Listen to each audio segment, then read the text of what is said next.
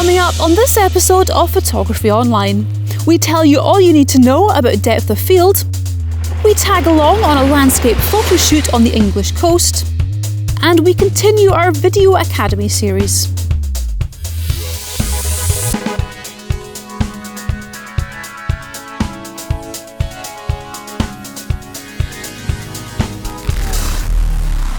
Welcome to another episode of Photography Online. Before we kick off another commercial-free show, here's a quick photography question for you. What does ISO stand for? Is it A, it doesn't stand for anything, it's actually an abbreviation of ISOS, which is Greek for equal, B, International Standards Organization, C, Ideal Settings Optimization, or D, Internal Sensitivity Order? This is just for fun and we'll be revealing the answer later on in the show. Okay, well, let's get the show underway by looking at something that we all need to control to get our photos to their potential: depth of field. This is an area where even if you think you understand the concept, you can still be easily led astray. Here's Marcus to tell us more.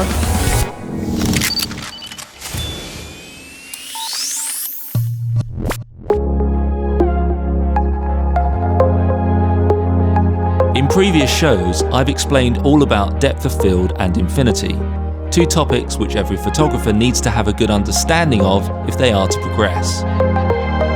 The final piece of key information to enable us to achieve the best control over sharpness is knowing where in our scene to focus. Now, we can only really do this once we're proficient in how to control depth of field and knowing where infinity starts. So check these shows out if you haven't already seen them. In a majority of situations, we are most likely to focus on our subject. This is certainly the case if we are taking a photo with a shallow depth of field, such as a portrait or a wildlife shot. But if we are aiming to achieve maximum depth of field for a scene which has many different subjects, all at different distances, then, as strange as it may sound, it may actually be beneficial to focus away from our subject.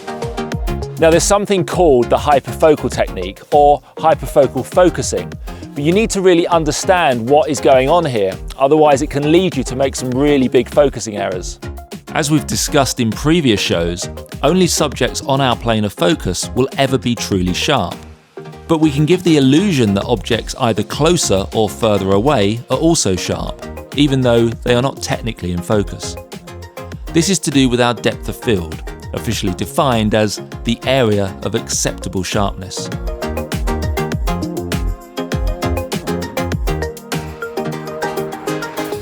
There's a problem with that though, which I'll come on to in a moment, but let's stay with depth of field for now. Depth of field always extends a third in front of our plane of focus and 2/3 behind our plane of focus.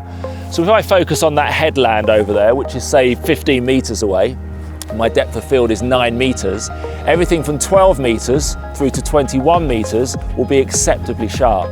By adjusting both the plane of focus, i.e. where we are choosing to focus in our scene, and the depth of field, we have an amazing amount of control over the sharpness of a photo. We can move our depth of field forwards and backwards, as well as adjust how deep and narrow it is. You might have heard about something called focus stacking. This is where the photographer takes multiple images of the same scene, each one focused at a different distance. These are then all combined in post-production to result in a photo which has more than one plane of focus. Now, I'm not knocking photographers who focus stack. If you enjoy doing that, then great, keep going. However, I'm very rarely confronted with a scene where I haven't been able to get everything exactly as I want it, at least focus-wise, on a single capture. Now, I don't do photography so that I can sit in front of a computer screen editing my photos all day. So my aim is to try and get the shot right in camera so that I literally only have to spend a couple of seconds on the edit. Now, of course, this is only my workflow, and if you enjoy editing more, then it makes perfect sense that you might want to do lots of long-winded post-production. However, a vast majority of photographers I've seen doing focus stacking do it totally unnecessarily, as they could get everything sharp just by focusing in the right place and controlling the depth of field. So let's go back to the hyperfocal technique and see where it can be useful and where it can lead us astray. If our scene consists of many different subjects, all at different distances, all we need to do is identify the nearest and furthest subject we want to appear sharp. If the furthest subject is past infinity, then we can just ignore this and use the infinity threshold as our furthest subject, For example, if we're using a 50mm lens, regardless of what sensor size we have, then infinity will start somewhere around 50 meters from the camera. If the nearest subject we want sharp is 10 meters away, then we simply focus 1/3 of the distance between 10 meters and 50 meters, which is 23 meters. Now all we need to do is ensure our depth of field is sufficient to comfortably cover 40 meters of our scene, and theoretically, we will end up with everything acceptably sharp. This, however, will only work on certain scenes, so it's not simply a case of looking at a depth of field app and focusing where it tells you. In fact, such apps are often the cause for focusing errors, so my advice is use this and not this. Where the hyperfocal technique can lead us astray is if we have a scene where we only have a foreground and a background and nothing of any substance between the two. In such a case, using the hyperfocal technique will mean we end up focusing on thin air, 1/3 of the way between the two, which will result in neither the foreground or the background being sharp, and the whole image will suffer from a lack of definition. Basically, we need a technically sharp area between our foreground and our background to provide the illusion that the entire scene is in focus. Without this, we're going to end up disappointed with our results. So you're probably asking, where should I focus in such a scenario? Quite simply, you should focus on the area where you want the viewer's attention to settle, which is just one of the many decisions we, as photographers, all need to make. So let's have a fun quiz and see how you get on by identifying where you would focus in the following scenes. I'll give you a few seconds on each one before revealing the answer. So where would you focus on this scene to gain the maximum sharpness across the entire frame?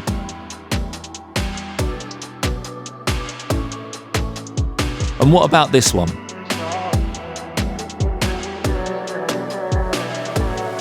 Where would be the best place to focus in this scene? And finally, an easy one.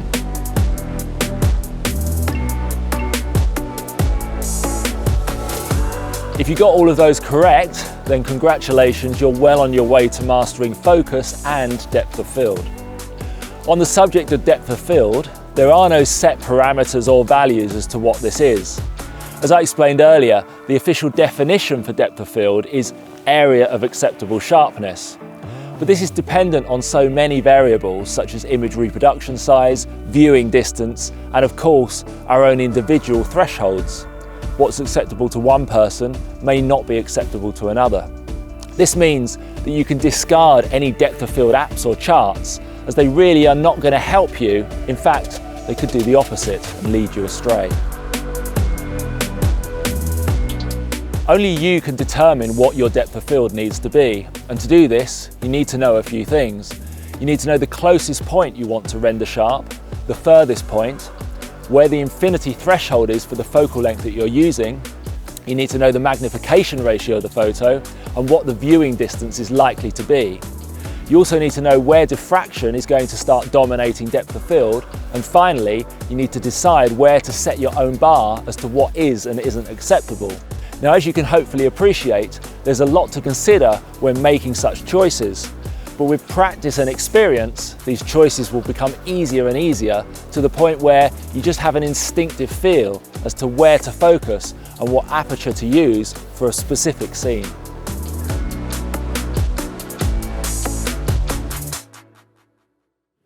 If you don't already have a copy, then everything that we've featured on essential camera skills since the launch of Photography Online is available in these 2 volumes, which are available as hard copies or digital downloads from our online shop. As always, there's a link in the usual place which will take you right to where you need to go. Anything that you purchase from our shop helps to support what we do here and allows us to make the show better and keep it commercial free. Otherwise, there would be those really annoying adverts popping up in the middle of my sentences, which would totally ruin the flow of the show. Got no hair? Then you need a Photography Online beanie designed to fit even the largest of heads. Oi! Get yours now while stocks last. See what I mean? Nobody wants that, so any help that you can give us is much appreciated. If you don't want anything from our shop but still want to show your appreciation for the work that we do, then you can join our many supporters for as little as £2.99 per month. In return, you'll get access to extra content, so press the join button or follow the relevant link in the usual place. On the subject of making this show, most of our content is planned and scripted, as this ensures that we get across all the vital information in the shortest amount of time. However, sometimes it's just nice to tag along on a photo shoot with one of the team with no agenda, just for the sake of doing what we all love to do, taking photos.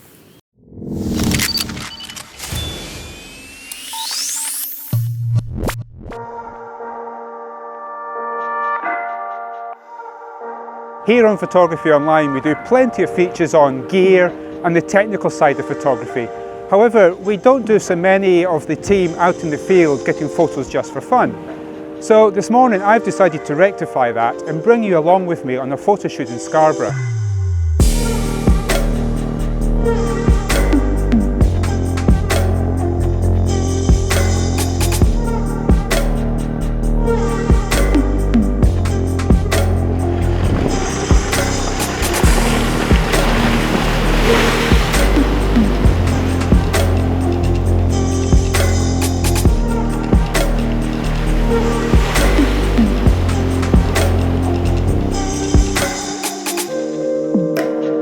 I've shot from this viewpoint a few times before, and I've got a couple of shots which I'm happy with. So I've got the S-bend in the walkway here behind me. The objective this morning was, I'm here at high tide, and as the water comes over the walkway onto the path, then as it recedes, there's holes in the side of the walkway that act as drainage holes, so then you get these little funnels of water coming out. And I wanted to try and capture that in a long exposure. Now, unfortunately, the tide, although it is high tide, there's not enough movement in the water. There's not a lot of movement in the water, so I'm not sure if I'm going to get the shot that I want. It's happening now and again, not in the way that I quite would want it, but I'll persevere for a little bit, and I'll just see what happens. To give you a visual idea of what I'm after, I want to combine two of my previous shots together in a single image. It's basically the warm colour of the shot on the left combined with the water pouring back into the sea from the shot on the right. However, the lack of the colour here today means that I need to park that particular idea for the time being. But I'm now seeing potential for a moody black and white shot with soft tones blending into one another, so I set my hopes on this. I've now got my composition set using the S-bend and the walkway here. I've also got my filters in place, so to begin with I've got the polarizer on.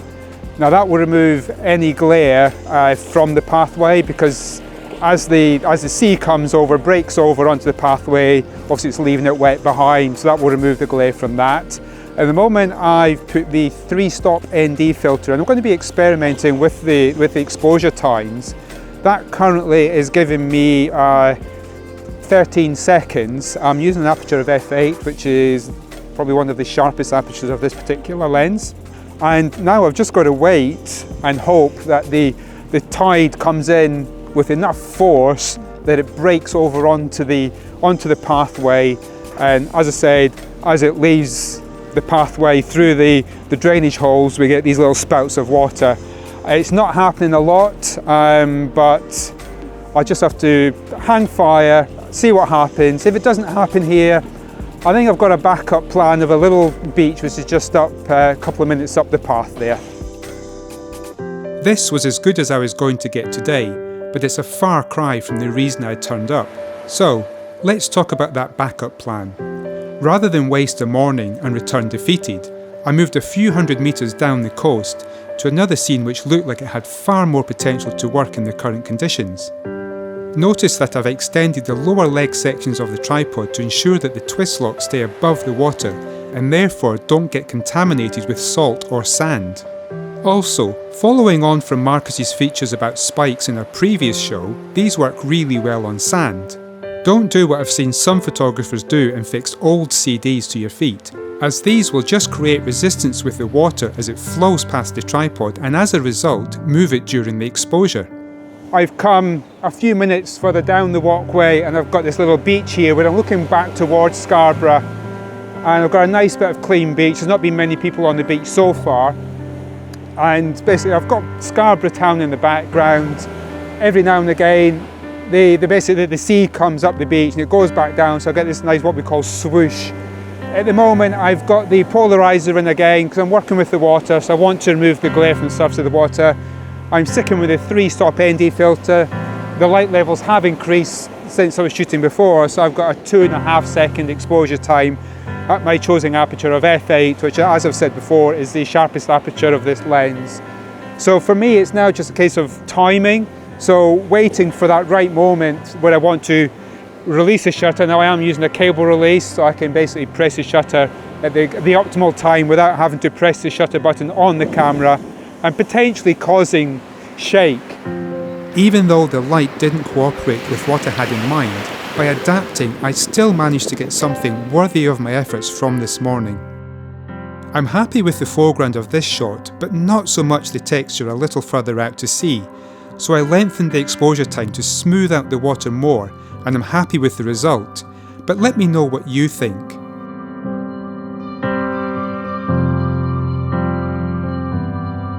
I was recently asked what the main appeal in photography is for me, and I simply answered, just getting out there, and that's what I've done this morning. Yes, I had an objective in mind with a particular shot. That didn't happen, it doesn't matter, I can try again. I came to this small beach here. I didn't get award-winning shots, but I enjoyed the process of capturing the images that I did get, and that's a learning experience as well. Ultimately, if we get shots, good shots, great. If we don't, it doesn't matter, as long as we've enjoyed the experience, and that for me is what it's all about.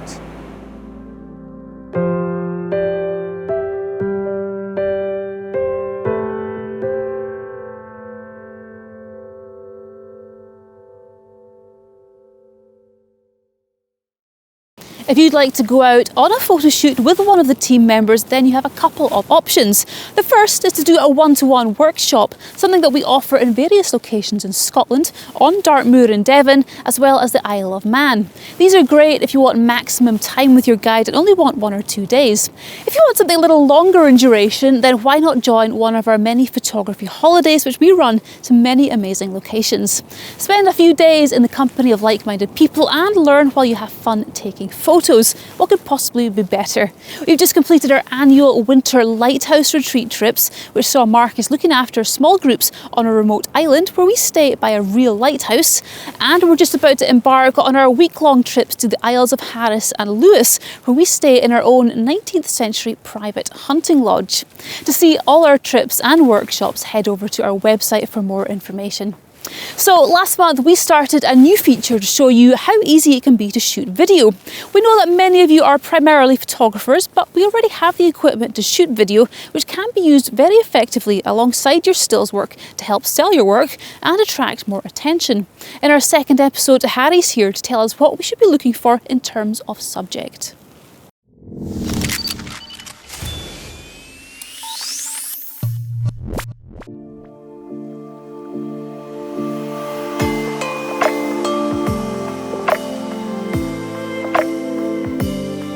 Last month, I gave you an introduction into shooting video, showing you just how easy and effective it can be.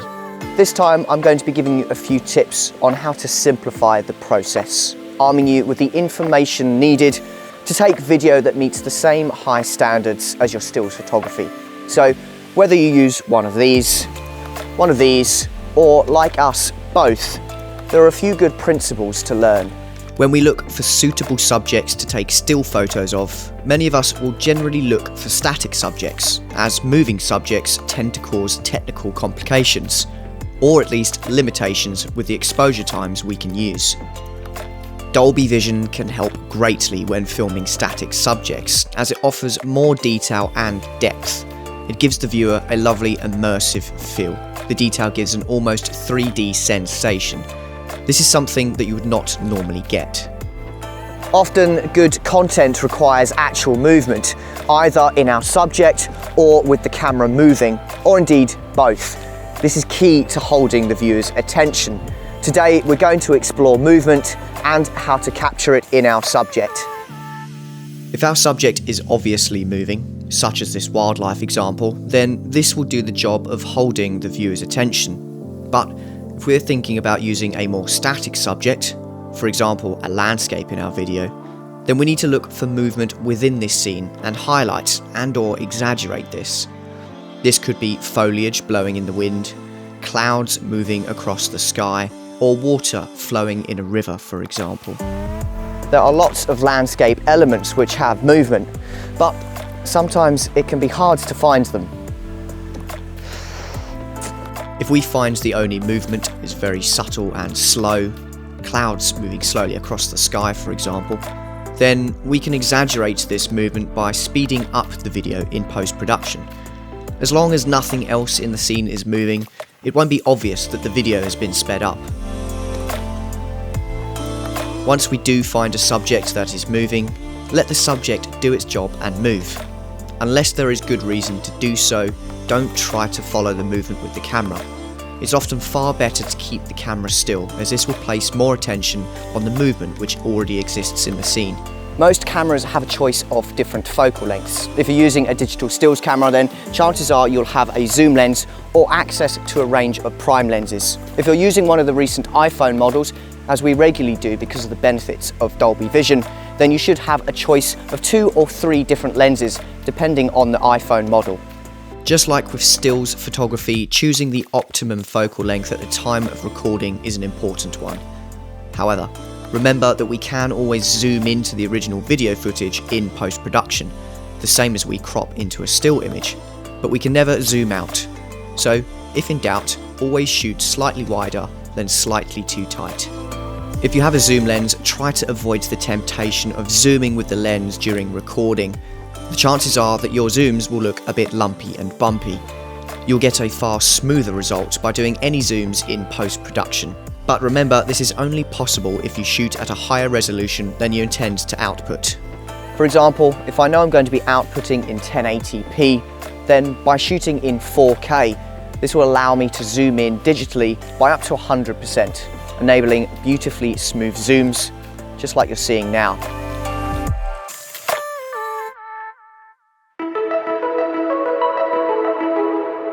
Things are about to get techno-babble for just a second, but do bear with me because it's vital to have a basic understanding of how video is recorded and played back. Even if you only ever shoot on an iPhone and let the phone and Dolby Vision do all the hard work for you, there are a few basic things which are good to understand. If you're using a stills camera, it is important to shoot video at the optimum exposure time. This is based on the frame rate you are using. If you set your camera to record at 25 frames per second, it is effectively taking 25 photos per second. Therefore, it is not possible to have an exposure time of longer than 1/30th of a second. Otherwise, it wouldn't be possible to get 25 frames within a second of real time. However, you will get the best sense of movement by using an exposure time which is double your frame rate. So if you're shooting at 25 frames per second, try to use an exposure time of 1/50th of a second to get the best results. In order for movement to look smooth and fluid, each frame actually needs to be blurred. So for this reason, it's often not practical to export a single frame of video and use it as a still image, as if it has movement, which it really needs to have, then it will not look sharp when viewed as a still image. Sometimes we may find movement in a scene which is fast, maybe too fast, so we can slow this down by playing it back in slow motion. However, we need to make this decision before we record the footage, as we need to record extra frames per second to allow us to slow down the footage and still keep our output frame rate at 25 frames per second, or whatever frame rate you decide you're using. The calculations are simple. If we want to slow something down to half speed, then we need to record at 50 frames per second. Then we can play this back at 25 frames per second, meaning a 4-second clip now lasts for 8 seconds, playing at exactly half the original speed. If we want to slow something down to a quarter of the speed, then we need to record at 100 frames per second. If you use a phone to shoot video, then you won't need to worry about exposure times, as it will take care of this for you. And setting the frame rate simply involves choosing from a list of options. If using the iPhone 12 or later, then it will be Dolby Vision enabled, which also does all of the processing work for us, ensuring our footage looks crisp and vibrant straight out of the camera. Just make sure you have ticked that enable box. So whether we speed it up, slow it down, or just show it in real time, it's important to remember that it's movement which is essential to creating successful video. But what if our subject is a static one? How do we make this look interesting on video? I'll be addressing that in the next edition of the Video Academy, so make sure you join me for that.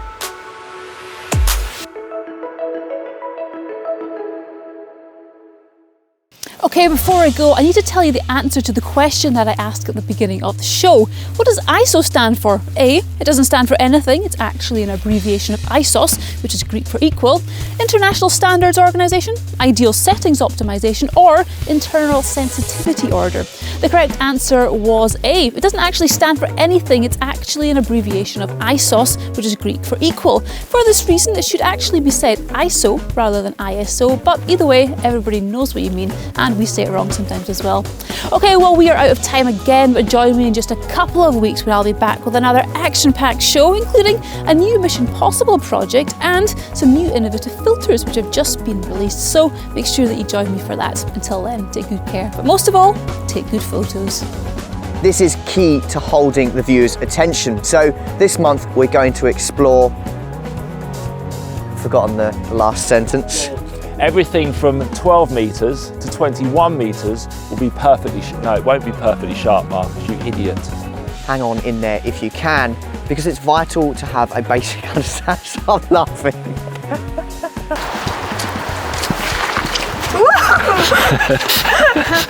So you're probably asking, where should I focus in such a scenario?